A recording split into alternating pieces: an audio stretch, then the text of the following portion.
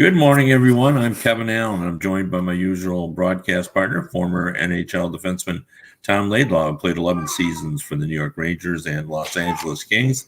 This is the Laidlaw and Allen Report. Come to you twice a week to talk all things hockey. And Tom, it's a beautiful fall day here, a little rainy, but I don't mind rain in Michigan. But it's starting to feel like winter's coming, and that means we're getting into the heart of the NHL season. And you can already feel like the season is in full gallop, because you've got, problems with the Canadians, problems with the Blackhawks. We've got Jeremy Colton, the coach in Chicago, on the hot seat. The Oilers are off to a great start. The Penguins are off to a great start. Everybody's talking about how good the Carolina Hurricanes are going. There's just so much happening. Panthers, Yeah, the Florida Panthers. I didn't even mention them, and they're just been exceptional. Looks like they'll never lose a game. And your Rangers have won 4 in a row, I think. On the road, all 4 in the road too. Comeback wins. Oh yeah, we're good. Yeah.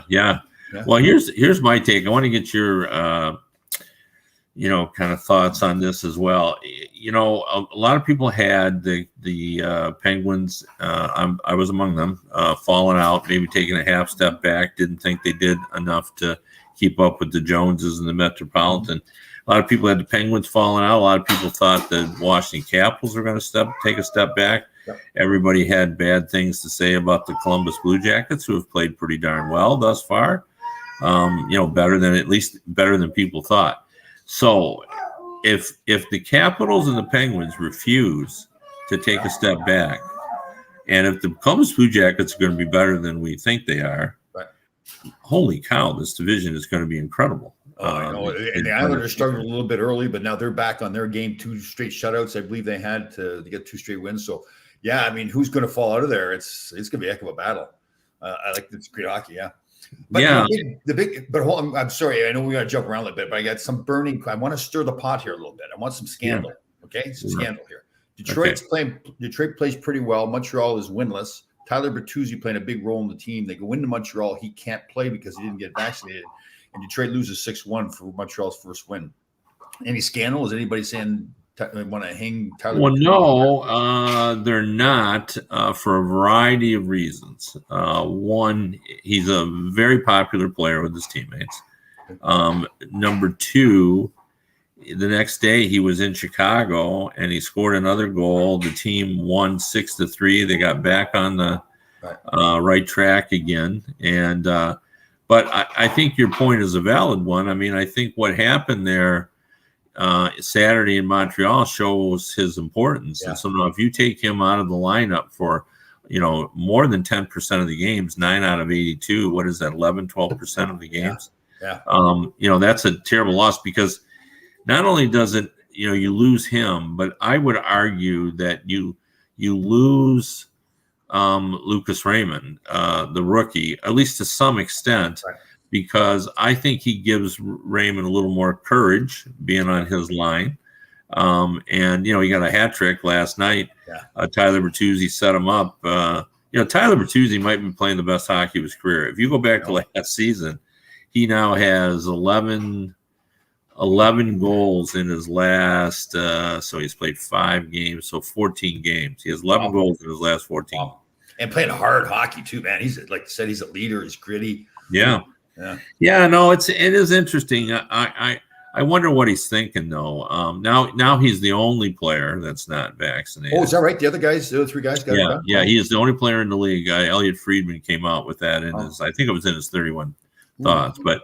Or it's 32 thoughts now, right? We got 32 teams. I don't know. But anyway, Elliot Friedman, his information is always good. Yep. So we would assume that's accurate. So you wonder what he's thinking. Next weekend, they've got a game in Toronto on Saturday, I believe, and then Tuesday in Montreal. So, he won't go with the team to Toronto, and now they're going to have 2 days in Montreal. He won't be there with them, no practice for him. Oh, that's and right. then he'll meet them. Yeah, he'll go there. He'll meet them in Boston on Wednesday, and then that means he'll go 6 days without playing. Ooh. Man, that's top player on the team, man. That's tough. The best player by far thus far. So he's the only guy. I mean, I'm just trying to think back to when we played with a bunch of smart Alex. We're sitting in the locker room, being the only guy not playing. We'd be giving it to him. We'd probably be giving it to him in terms of like fun, but still at the same time, like you're the only. Why was one guy?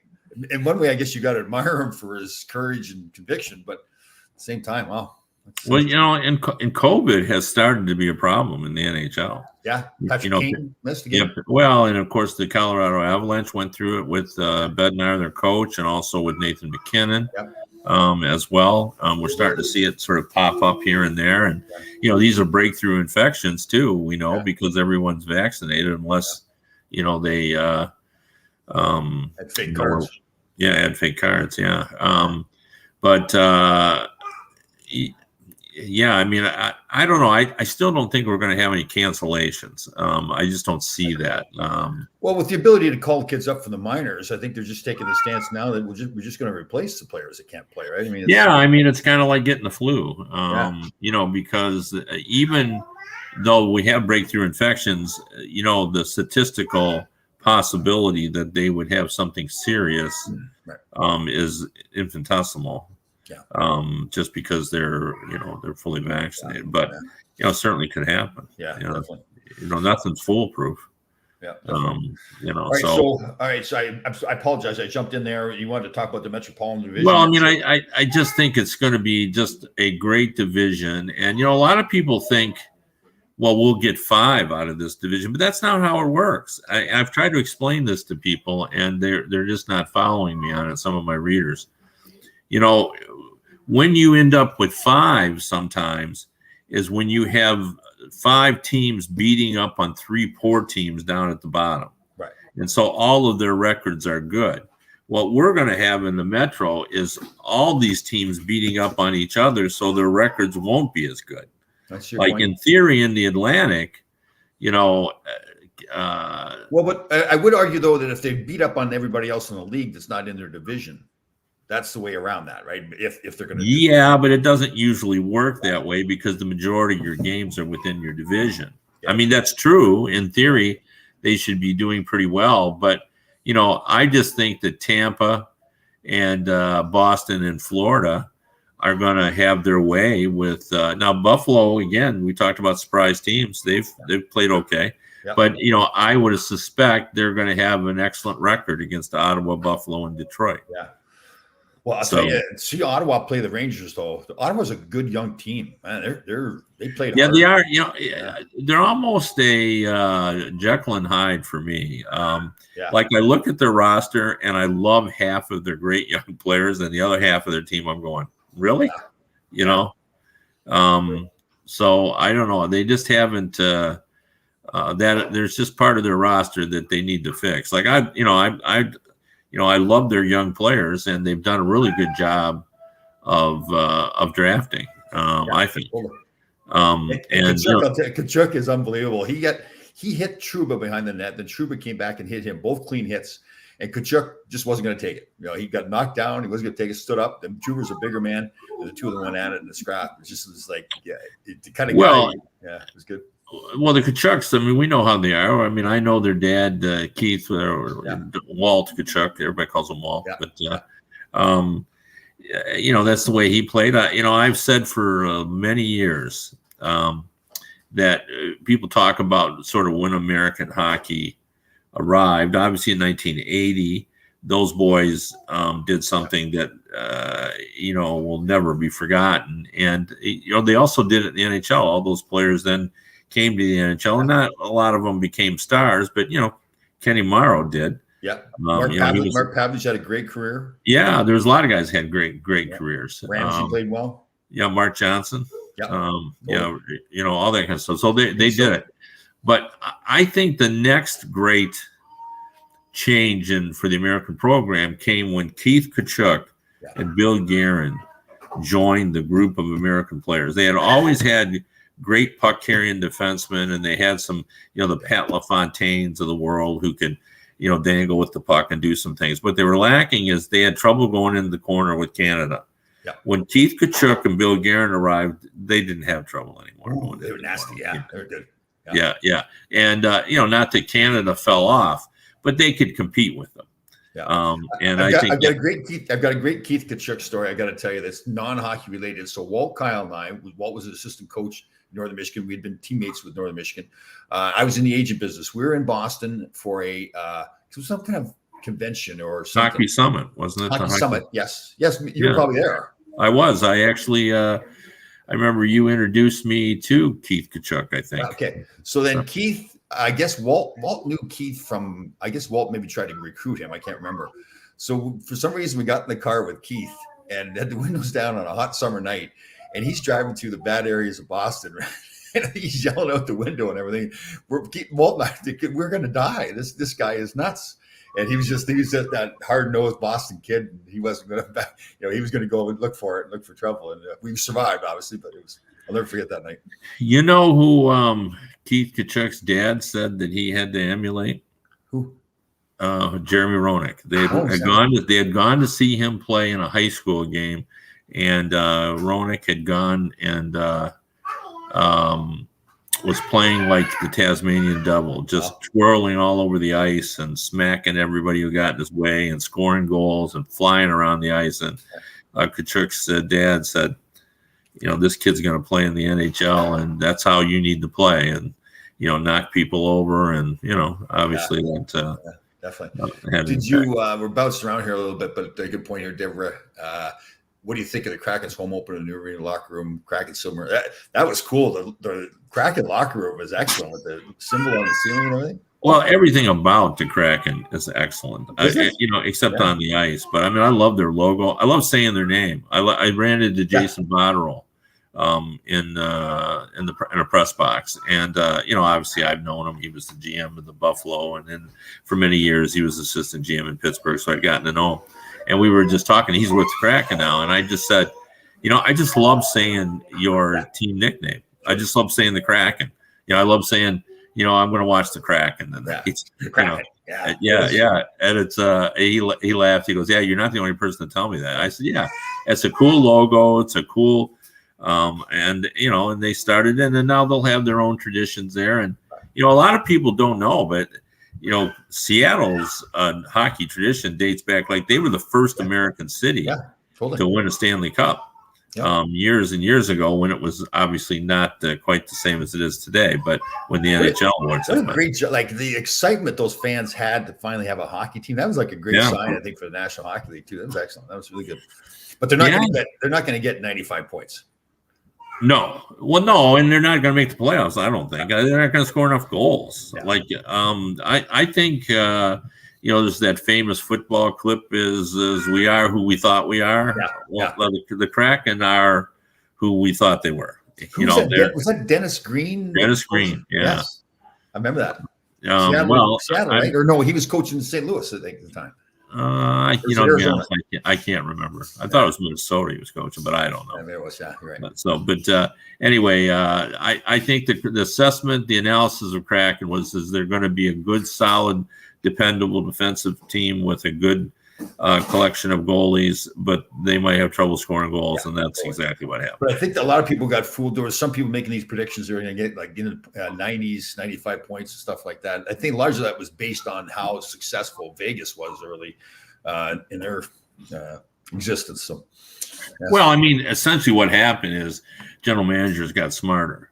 Yeah. All it takes, and we talk about this all the time with the 3-on-3 when it first came in overtime. Oh my gosh, like every 3-on-3 was exciting. Well, then coaches got a hold of it, and not all 3-on-3s are exciting anymore because they're playing it back to the goal. Although, okay, I'm going to disagree with you a little bit. My infatuation with Gerard Gallant as a coach. I think he played a bigger role. I don't think you're not giving him credit, but I think he played a huge role in the success of that team to get those players to be able to score goals that hadn't scored goals previously. I mean, they like that Carlson, for example, right? He scored about 6 goals. Wait a minute, you lost me here. We're talking about 3-on-3? Oh, I'm just talking about the success of the Kraken. Yeah. But no. Like you don't agree with me on that one? No, I agree that he did a good job of getting the most out of those players. But all you got to do is look at the rosters of what George McPhee got and what Ron Francis, and really there's no comparison. He didn't get guys that, like, look who they got out of Florida, who Marcia Stroh and Riley Smith, two guys who were already showing that they were going to score goals. Yeah. They didn't get a young guy on the rise like Tuck. Those are the kind of players they didn't get. Now, I'll give them credit for taking a guy like Carlson, where they didn't know whether he was going to score or not, but they took him anyway. It turns out Gallant got him to play pretty well. But give me guys that you think that he created something out of nothing. Well, Carlson's the lead guy, but you're right. I think just the overall, I guess I like the way, and I'm seeing it right now with the Rangers too. He gets a lot out of it. Now, listen, the Rangers have had some games where they're not that good either. Like the Toronto game, Shesterkin was just fantastic. He won that game. And then even the game when they beat Ottawa, they didn't play that well the first probably 2/3 of the game, and then came back.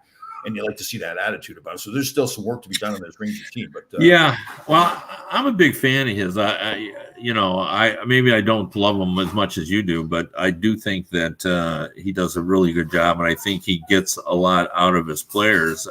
But tell me this, and I don't know the answer to this because I've only seen one of their games. It's just the way it's played out. I haven't been able to see the Rangers, but a GM asked me, and I didn't know the answer to this. What's going on with Panarin? Like, he's a little less productive right now. And they've asked Gallant that a lot at their press conferences, and he said, "Listen, I'm and this is his way anyway, so maybe it's not being totally accurate, but he seems to be playing okay. He's getting chances. I don't think he's got that same fire for the game that he had previously. Like, he was really having fun out there, and the leg kicks and scoring goals. So he's still playing hard, but I just don't think he's like he used to play with almost like a reckless abandon. He was flying all over, and he just doesn't seem to be doing that now. And I don't know if that's a change in coaches wanting something different from him, or if he's just off a little bit. But yeah, he certainly hasn't played as well as he had been. But I'll tell you, the guy that is unbelievable that I guess I'm paying more attention to now is Fox. He just like some people have said already, they think he's better than Brian Leetch was. I don't, Brian Leetch still won a cup and all that, so there's a long way to go. But Fox is just incredible the way he holds onto the puck. I'm trying to think of another player that is under that much control when he has the puck on a stick. He's fantastic. Yeah, he's pretty fantastic. I was surprised that he got if you look at the history of the Norris Trophy, the writers and wrongly in my opinion have always sort of had a little in the background their own criteria of you got to play a little bit longer in the league before they'll give you the. It's more of a lifetime achievement award, yeah. Well, I wouldn't call it that, but it seems to me that they wait a little bit before they give This Peter is a brilliant hockey man. He's just brilliant. Like, so Fox is Laidlaw-esque, is what he's saying. Yeah. Okay. I've lost my train of thought. Now, what were we talking about? I've lost my train of thought. I'm sorry. I've lost it. So good. Yeah. It is funny to hear that because I remember when Herb Burks coached me, if I held on to the puck for too long, don't ever do that. Yeah. He was yelling at me. I'll never forget. I was killing a penalty one time. We were in Washington.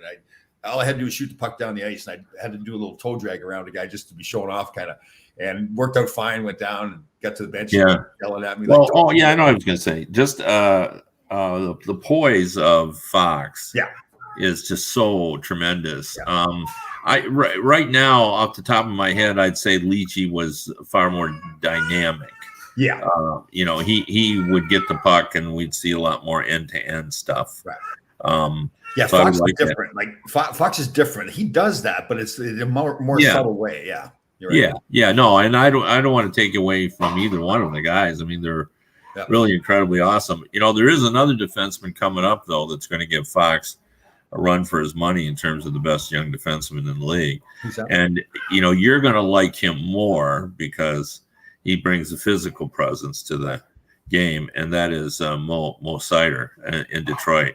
I've heard that. Yes. Yeah. I mean, Mo Seider, he's played 6 games, hasn't even really delved into his offense. Like I had a GM tell me that when he gets going, he's going to move into that slot area and rip that shot from about 15 feet.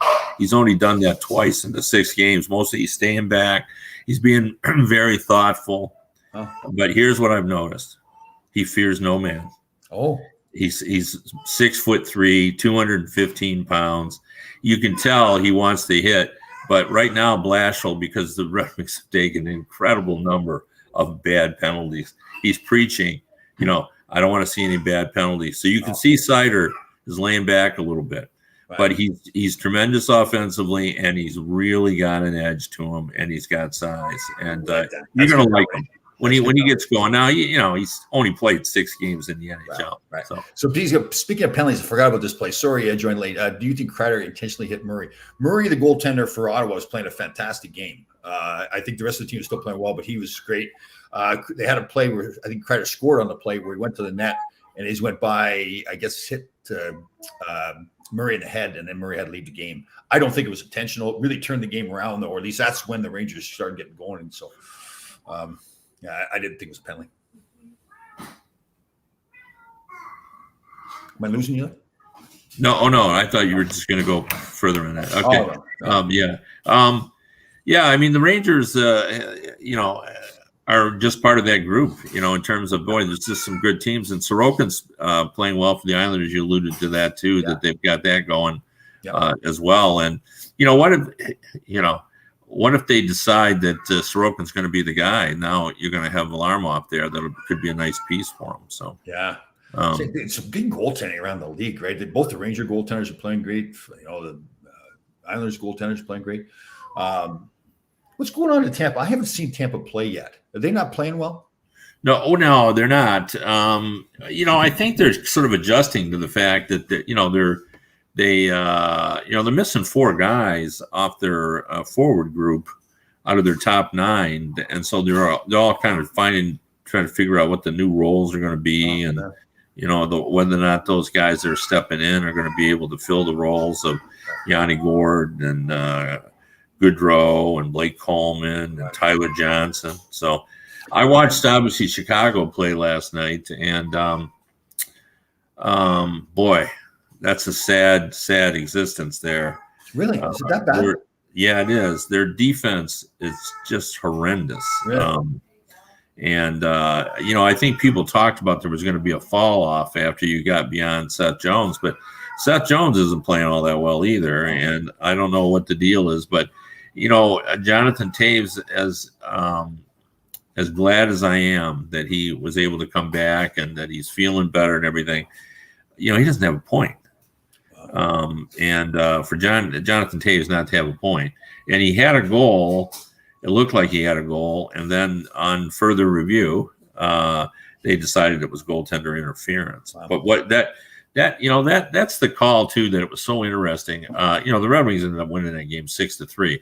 But if Toews gets that goal, it's 6-4. Mm-hmm. Now, as we all know, goalie interference is a gray area. It's subjective, and so there was the opportunity for, and Blashill said afterward, his 2 video guys said, "We got to challenge it," and Blashill said to him, that if I'm wrong, we're going to go on a 5-on-3 because they were already on a 5-on-3, and now we're 6-4, and if they score, then it's 6-5.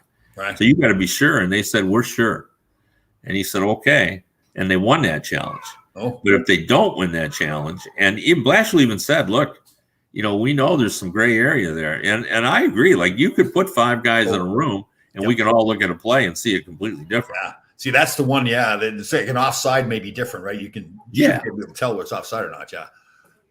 Yeah. So he made that call, and then that Toews goal was waved off. But I thought, geez, that's just the way it's going for the Blackhawks. Yeah. Like Patrick Kane, they have 3 guys that test positive the day before, so that would have been Saturday. 2 came back as false positive, and who came back with it was a positive? Patrick Kane, the guy they really, really, really need. That's how. I wonder what's going on with Toews and Kane, what they're thinking, right? They win those Stanley Cups, all those great teams, and they made some improvements. They're bringing Marc-Andre Fleury and Seth Jones, but still, that team isn't even from a coaching standpoint. Like, Joel Quenneville was that dynamic personality, known as this great coach, and then it just doesn't seem to be working there. Yeah. Yeah, I mean, to be honest with you, I really like what's up front. Kubelik's a good player. they have some pieces up there, to be sure. The Brinkat's a good player. They have obviously Patrick Kane and Taze. Eventually, Taze will get back. I think he's just there's rust on his game. But boy, that defense, you start looking at that, and they just don't seem to be ever where they should be. That's kind of start. I mean, I know there's some players are better defensively than others, but you get to the National Hockey League and you can't. I mean, it kind of says a lot about the organizational development too, right? How they develop these players. So, yeah. Hey, newsflash, just in. Yep. Okay, the Toronto Maple Leafs are in trouble. Yeah. They are, and that 7-1 beatdown by the Penguins with no Crosby and no Malkin. Oh, I know. That's the joy from the outside looking in is all the great sophisticated fans of Toronto, and there are a lot of them. A lot of people in Toronto know the game and know it well. Yeah.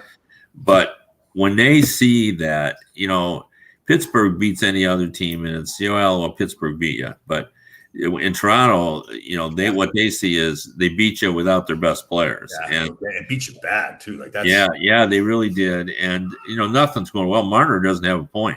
I know. And I really question. Me with the whole building the culture there. I know. I fear Marner's becoming your new Jack Eichel.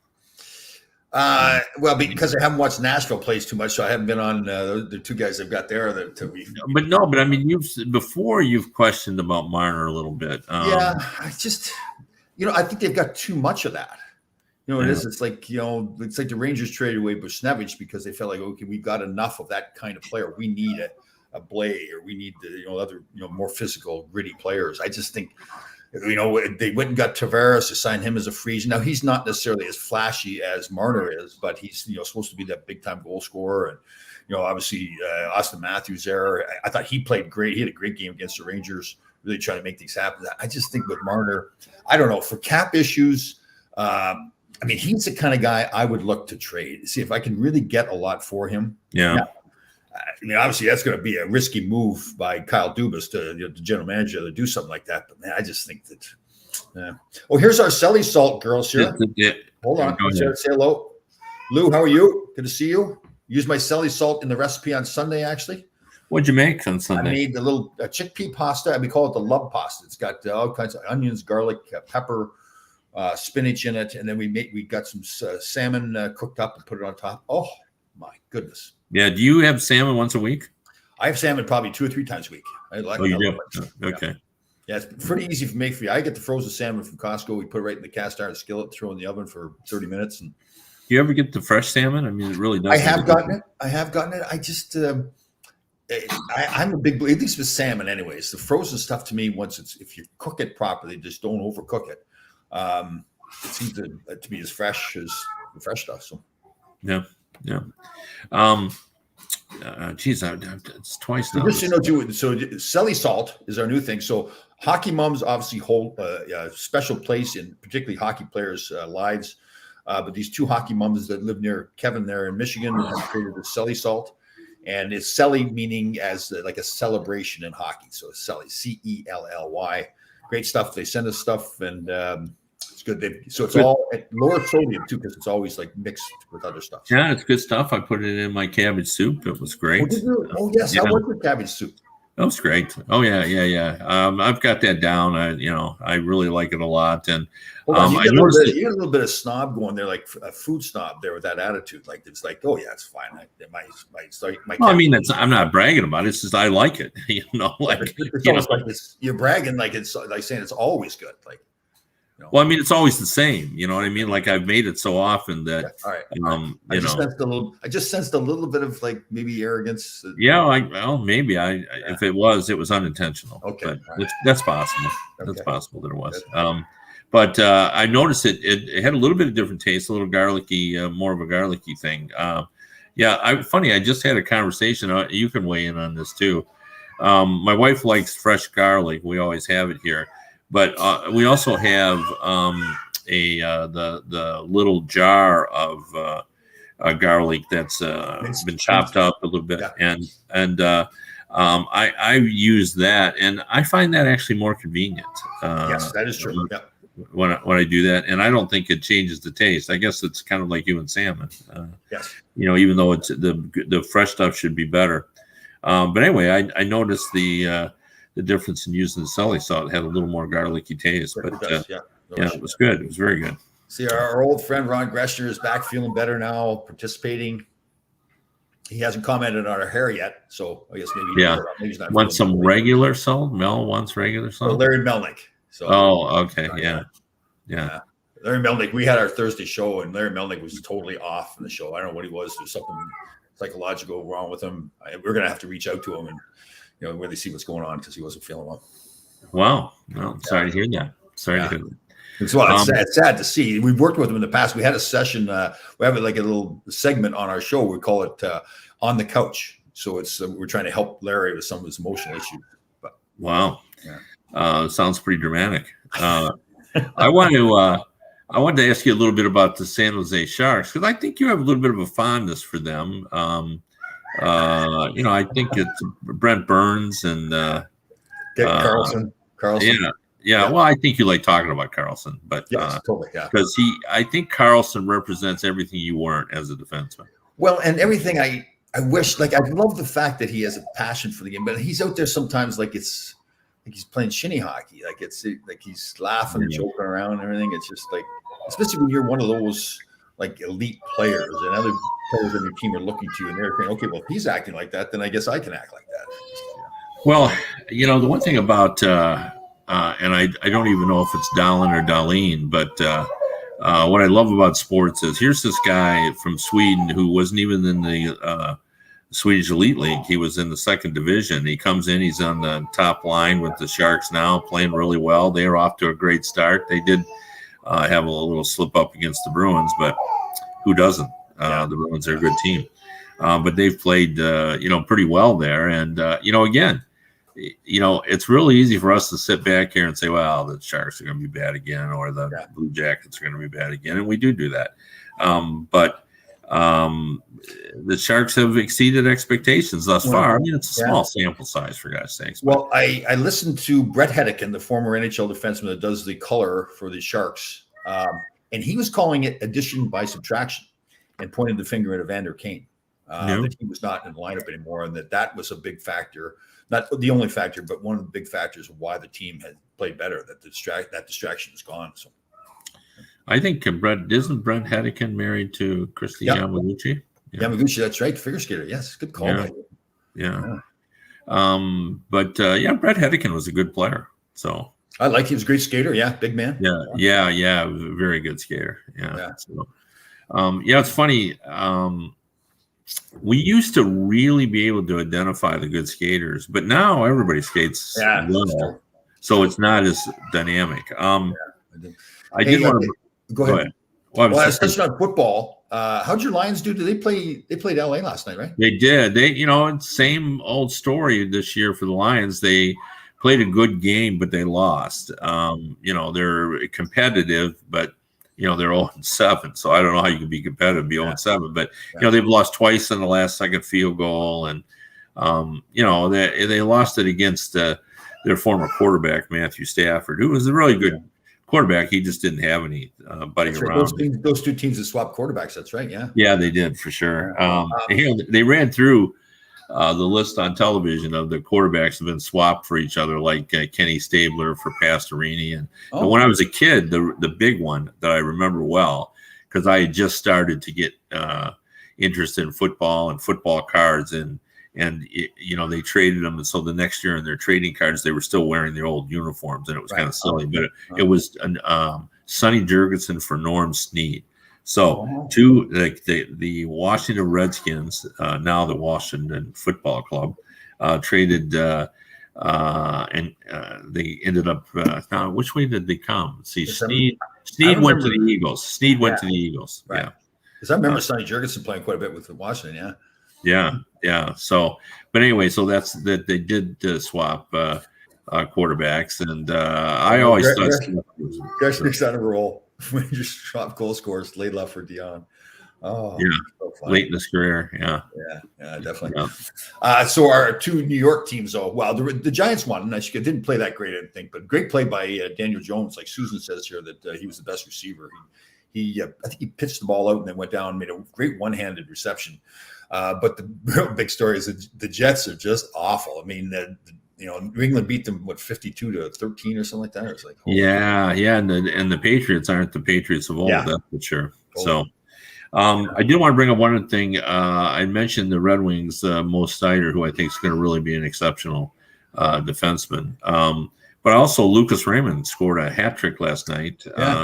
And I had run into Jimmy Devellano in the press box, who was the general manager of Detroit when Yzerman was there. And he thinks there's a little bit of Yzerman and Lucas Raymond. And that hat trick last night was the first time a 19-year-old rookie had scored a hat trick for the Red Wings since Steve Yzerman in 1985. That was 36 years ago. Wow.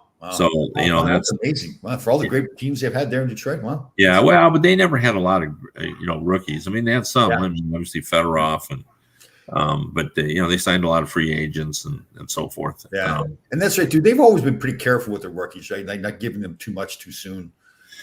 No, I mean, this is a rarity. I mean, for them to have a 19-year-old player, and not only playing, but playing on their top line, playing with Tyler Bertuzzi and playing with Dylan Larkin. So, and, he ended up with 4 points last night. And he's, really slick, like a very quick release. It's on his stick and then boom, it's on the net. So I think he's among their leaders in shots on goal too. Right.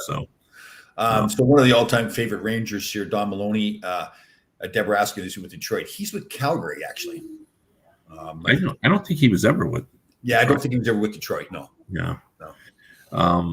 He is with Calgary. I'm pretty sure of that. So, yeah, those guys do move around a lot, though. It's hard to keep track of them. I wasn't really sure when I started talking with Jason Botterill. I thought he was with Seattle, but you don't want to say because I should know, but I don't. So, and then it was clear in our conversation that he was with Seattle. So, who's Ray Sherrill with, for example? Minnesota, I think. Oh, is that right? Maybe Minnesota. That's a good point. I don't know where Ray is. Well, yeah, I'm going to say Minnesota, but I'm not positive of that. So that's true too. And when they fire Hackstall in Seattle, who's going to take over the job? I hope Rick Tocchet. I think he should be in the league, but we'll see. So did they sign Hackstall to what, like a 6-month contract or? No, I don't think so. But who's in their organization is Dan Bausma. Oh, I think he's their he's down in their farm team where they're sharing a farm team. Like they don't have enough players obviously to fill up one, so they're sharing one. And I don't even think he's the head coach down there.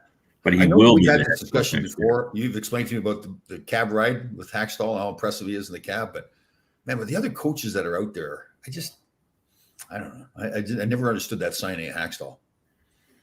Yeah, I mean, I'm just quoting what Ron Francis said that they had a good meeting, and it's one of those things. I've often wondered about just in life. Okay, and to be honest, you have those personal interviews, and some guys interview well and some don't. Yeah, but sure. How much do you weight that? Do you pick just a person based on just a resume? Because I think more and more people are doing that now because they use these recruiting services and they just look at their resume. But in the olden days, like you could impress somebody. Like I'd always want an interview, because I want to be able to go and say my piece. But not everybody is comfortable in interviews, and I know it's kind of. If you're going to be a head coach, though, I think that is part of the package of being a successful head coach. That ability to get your thoughts across, like to be a good salesperson, really. Well, I mean, then that's apparently what, according to Ron Francis, that's what Hackstall did. That they had shared a ride in an international tournament. He was very impressed by what he had to say, and you're. I guess the moral of that story is you're always interviewing for a job, even when you're not. Speaking of coaching. I got asked to coach the women's high school hockey team in Greenwich, Connecticut here. So I'm going to be an assistant coach, just an assistant coach. Oh, okay. Yeah. Well, you should be head coach. Yeah. So. Well, I can't give 100% of the time. I had coached the men's hockey team probably like 10 years ago or longer, maybe 15 years ago. I coached it, and it's much more of a time commitment than I anticipated. So I only did the 1 year. So, but the rink is right down the street from where I live, and I'll probably be there 50% of the time. So. All right, that's excellent. Anyway, we've run out of time. We do appreciate listening. We'll be back on Wednesday. If you want to read what I have to say, I'm at hockeybuzz.com and DetroitHockeyNow.com. And again, if you want to listen to the radio version of this show, you can go to radio.co at 365 Sports. Again, that's radio.co at 365 Sports. We'll see everybody on Wednesday.